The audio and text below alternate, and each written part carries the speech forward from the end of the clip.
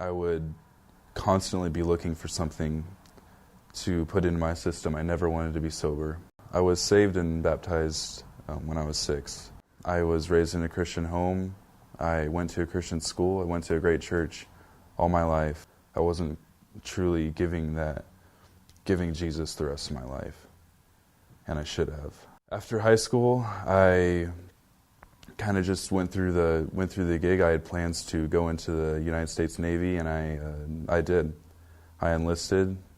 I went into the Navy. I had a great job. I was beginning training for a great job in the Navy, and pretty much a guarantee of a great job afterwards as well. Being on base, I got really lonely, got extremely depressed. I had friends, I could call family. It wasn't a matter of lack of people, it was rather a lack of my relationship suffering with God. And so, as soon as the influence of Satan crept in, it just went downhill from there. I turned to alcohol, turned to drugs. And believe it or not, there's plenty of that in the military. Because of that, and because of many bad decisions, I eventually got kicked out of the Navy. So the last days in the Navy were some of the worst of my life. As I said, I was depressed, I was lonely. I would constantly be looking for something to put in my system. I never wanted to be sober. I never wanted to be thinking clearly, pretty much. I always wanted to have something, and I would find any way to do it, whether it was drugs, alcohol. I got back home, and I thought that I was happy. I thought that it would help. I thought that the loneliness would leave. I was back with family. I was back with a couple of friends that I had, and I thought that everything would be better. I was wrong, and the depression set in again. I was still lonely. I still turned to drugs. I turned to harder drugs than the Navy. I turned to worse things. So things got worse before they got better. They got really bad. I had many terrible encounters with drugs, people.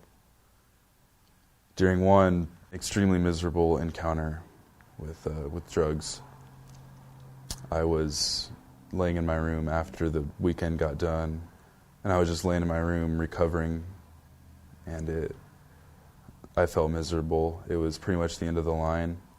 So I kind of put away the harder drugs after that. I knew that I shouldn't have any part of them. I knew that I should not be involved in things like that, be involved with people like that.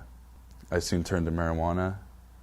It was much chiller. It allowed me to not be sober, but at the same time I wasn't influenced with all these just dark thoughts. And the Lord led a much needed friend into my life who currently at the same time was living in sin as well. He went to a local church.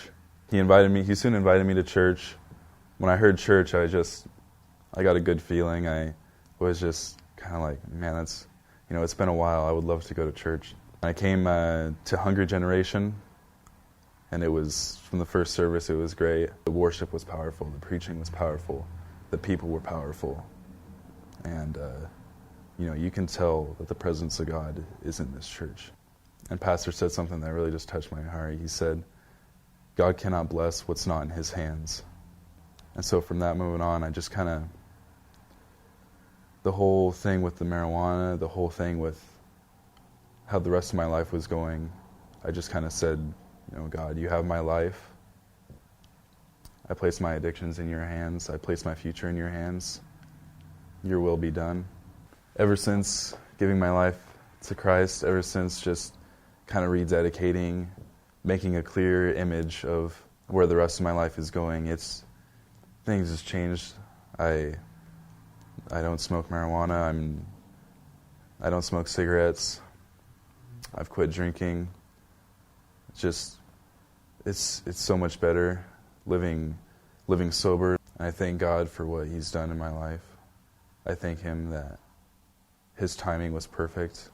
My name's Taylor Finch, and this is my testimony.